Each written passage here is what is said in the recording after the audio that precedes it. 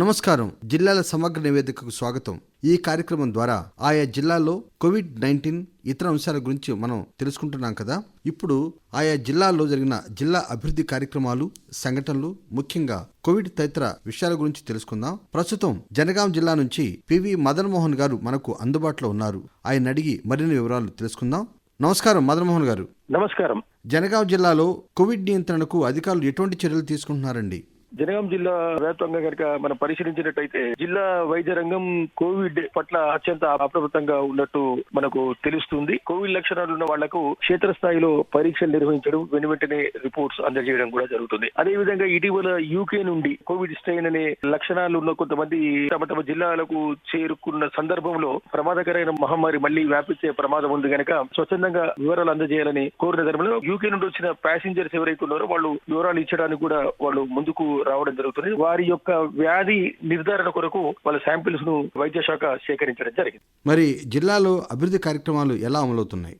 Covid ప్రారంభమైన తర్వాత 6 నెలలు స్తబ్దతగా ఉన్న అభివృద్ధి కార్యక్రమాలు కేంద్ర ప్రభుత్వం ఈ కోవిడ్ నిబంధనలు సడలించిన తర్వాత వేగవంతంగా కార్యక్రమాలు జరుగుతున్నాయి. ఇందులో మనం రాష్ట్ర ప్రభుత్వానికి సంబంధించిన పథకాలు ఎక్కువ కాన్సన్ట్రేట్ చేస్తున్న పథకాలు మనకి ఏంటంటే క్షేత్రస్థాయిలో రైతు వేదికలు, శ్మశాన వాటికల నిర్మాణం, డంపింగ్ యార్డ్స్ నిర్మాణం, పచ్చదనం పరిశుభ్రత కొరకు చేపట్టిన పల్లె పరిధి కార్యక్రమాలు చేపట్టిన మొక్కల సంరక్షణ కార్యక్రమాల మీద ఎక్కువ అధికార యంత్రాంగం దృష్టి సాధించడం. జనగాం జిల్లాలో చాలా వరకు గ్రామాల్లో రైతు వేదికల నిర్మాణం గాని, శ్మశాన వాటికల నిర్మాణం గాని, డంపింగ్ యార్డ్ల నిర్మాణం గాని పూర్తి కాబట్టి. మరొక ప్రశ్న, మరి కేంద్ర ప్రభుత్వ పథకాలపైన అధికారులు తీసుకుంటున్న చర్యలు ఏమిటి? ఇటీవలి కాలం వరకు రాష్ట్ర ప్రభుత్వమే కేంద్ర ప్రభుత్వ కార్యక్రమాలను చేస్తున్న సందర్భంలో ఇటీవల భారతీయ జనతా పార్టీ అంతర్గతంగా స్థానిక నాయకత్వం ఏంటంటే కేంద్ర ప్రభుత్వాల యొక్క ప్రగతి తర్వాత అమలుపై ప్రత్యేక దృష్టి సాధించాలని ప్రభుత్వాన్ని కోరడంతో నరేంద్ర మోడీ గారు ప్రవేశపెట్టిన అనేక కార్యక్రమాలపై ఇటు రాష్ట్ర ప్రభుత్వ కార్యక్రమాలతో పాటు అదనంగా ఈ కేంద్ర ప్రభుత్వ కార్యక్రమాలపై కూడా దృష్టి సాధించడం జరిగింది. ముఖ్యంగా కరోనా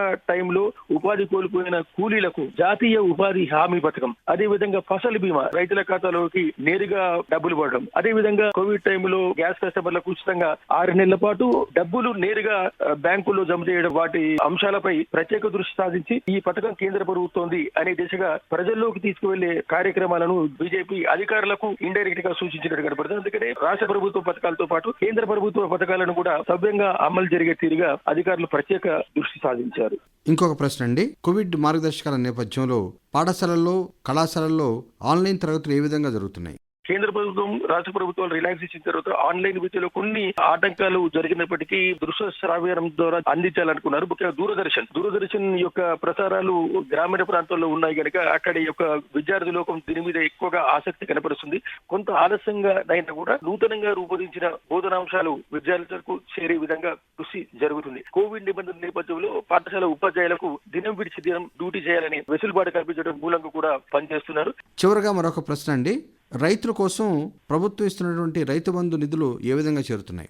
రాష్ట్ర ప్రభుత్వం ఎకరాకు ఇంత అని నిర్దేశించిన విధంగా నేరుగా రైతు ఖాతాలోకి డబ్బులు జమ అయినట్టు రైతులు మనకు తెలియజేయడం జరిగింది. ప్రభుత్వ కృతనిశ్చయంతో రైతాంగాన్ని ఆదుకోవడం పట్ల జిల్లాలోని రైతాంగం హర్షం వ్యక్తం చేస్తున్నారు రైతు బంధు పథకం పట్ల. బాగుందండి. జనగాం జిల్లాకు సంబంధించి మీరు కోవిడ్ తదితర విషయాలు తెలియజేసినందుకు ధన్యవాదాలండి. జనగాం జిల్లా నుంచి పివి మదన్ మోహన్ గారు మనకు అందించిన కోవిడ్ తదితర అంశాలకు సంబంధించిన జిల్లా సమగ్ర నివేదిక. మరో రోజు మరో జిల్లా సమగ్ర సంపూర్ణ నివేదిక విందాం. అంతవరకు సెలవు. నమస్కారం.